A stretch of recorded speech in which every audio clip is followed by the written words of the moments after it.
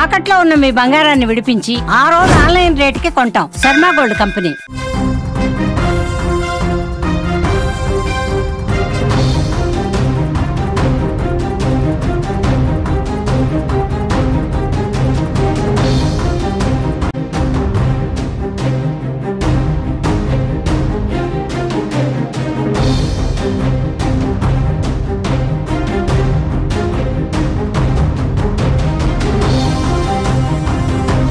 ప్రపంచ వేదికపైన పాకిస్తాన్ దొంగ నాటకాలు ఆడుతోంది. భారత్ మమ్మల్ని భయపెడుతోందంటూ అరబ్ దేశాలతో చర్చలకు వెళ్తోంది. భారత్ని నిలువరింపజేయాలంటూ విజ్ఞప్తులు చేస్తుంది. At the same time Jammu కాశ్మీర్లోని భారత సరిహద్దు గుండా కాల్పులకు తెగబడుతోంది పాక్ సైన్యం.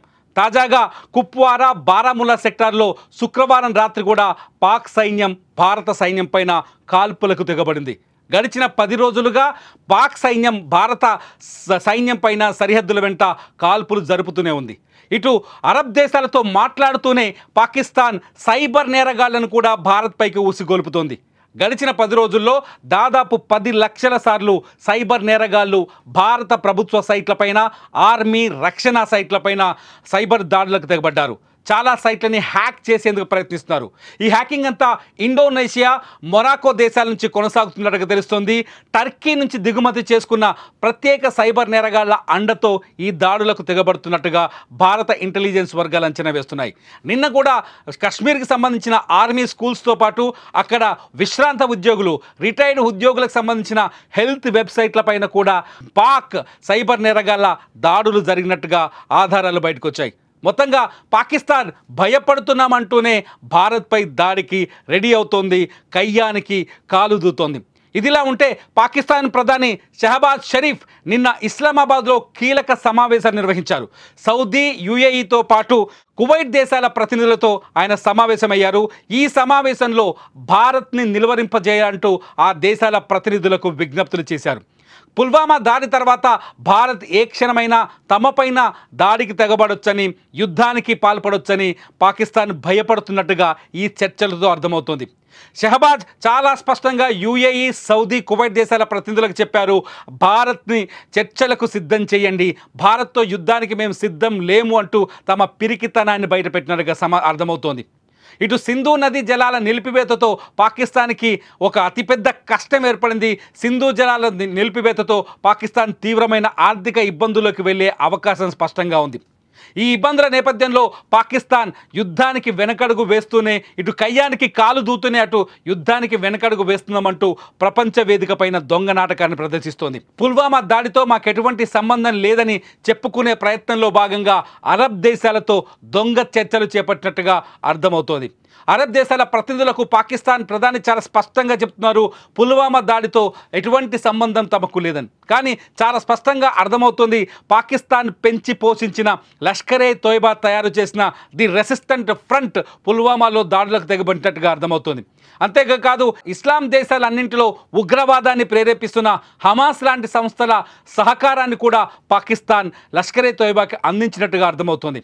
పాకిస్తాన్ ప్రపంచ వేదికపైన మేము నిర్దోషులం, మాపై యుద్ధం చేయడం తగదని మాట్లాడుతోంది.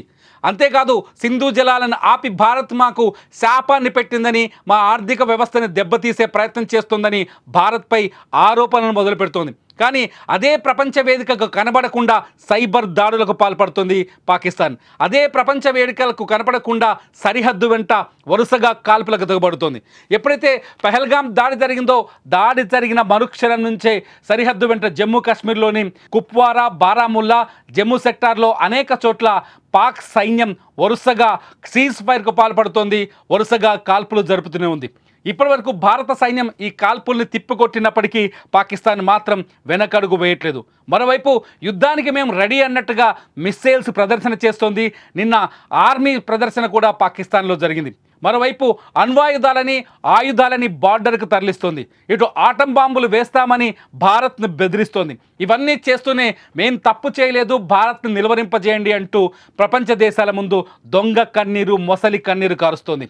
తాజాగా ఇస్లామాబాద్లో జరిగిన ఈ సమావేశాలు ఏదైతే సౌదీ, యుఏఈ, కువైట్ దేశాల ప్రతినిధులతో జరిగిన సమావేశంలో పాక్ ప్రధాని షహబాజ్ షరీఫ్ తన పిరికితనాన్ని ప్రదర్శించినట్టుగా అర్థమవుతోంది.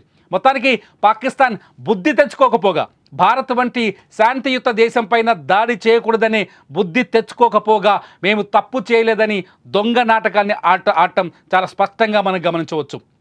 ఇటు పాక్కు మద్దతిస్తున్న దేశాలు కూడా మెల్లిగా గొంతు మారుస్తున్నాయి, వాయిస్ను మారుస్తున్నాయి.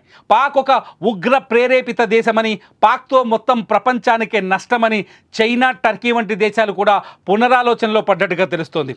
ఇప్పటికే చైనా పైన అమెరికా ఆంక్షలున్నాయి. ఈ నేపథ్యంలో ప్రస్తుత పరిస్థితుల్లో పాకిస్తాన్కి మద్దతిస్తే అమెరికాతో మరిన్ని ఇబ్బందులు తప్పవని చైనా కూడా అంతర్గతంగా పునరాలోచిస్తున్నట్టుగా ప్రపంచ విశ్లేషకులు, ఆర్థిక విశ్లేషకులు అంచనాలు వేస్తున్నారు. ఈ నేపథ్యంలో పాకిస్తాన్ మెల్లిగా క్రమంగా ప్రపంచ దేశాలపైన ఒంటరిగా మారుతోంది. తాము ఒంటరిగా మారుతున్నామని తెలిసిన వెంటనే అరబ్ దేశాలతో మెల్లిగా భారత్ వైపు తమ కాన్సన్ట్రేషన్ పెంచింది పాకిస్తాన్.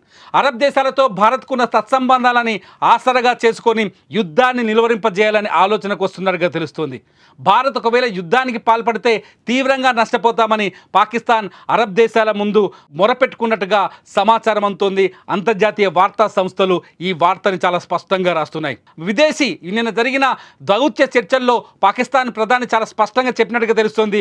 భారత్ని నిలువరింపజేయండి, భారత్ ఏ క్షణంలోనైనా పుల్వామా దాడికి ప్రతీకారంగా పాకిస్తాన్పై దాడి చేయొచ్చు, ఏ క్షణంలోనైనా బాంబుల వర్షం కురిపించవచ్చు, భారత్ని నిలువరింపజేయండి, మోదీతో చర్చలకు వెళ్ళండి అంటూ నిన్న దౌత్య చర్చల్లో సౌదీ, యుఏఈ, కువైట్ దేశాల ప్రతినిధులతో మొరపెట్టుకున్నట్టుగా ఇంటర్నేషనల్ వార్తా సంస్థలు కొన్ని వార్తల్ని ప్రచురించాయి. ఇదంతా చూస్తుంటే పాకిస్తాన్ ఒక డ్రామా ఆడుతున్నట్టుగా అర్థమవుతోంది. ఇటు కాల్పులకు తెగబడుతూనే, సైబర్ దాడులకు పాల్పడుతూనే, అటు ప్రపంచం ముందు మాత్రం మేము తప్పు చేయలేదని నిరూపించుకునే దొంగ ప్రయత్నం చేస్తున్నట్టుగా అర్థమవుతుంది. మీరేమనుకుంటున్నారు? పాకిస్తాన్ చేస్తున్న ఈ చర్యల్ని మీరెలా చూస్తారు? పాకిస్తాన్ ఇటు దాడులకు పాల్పడుతూనే అటు శాంతి మంత్రం వైపు అడుగులు వేస్తోంది. ఇటువంటి పాకిస్తాన్ పైన యుద్ధం చేయాలా వద్దా?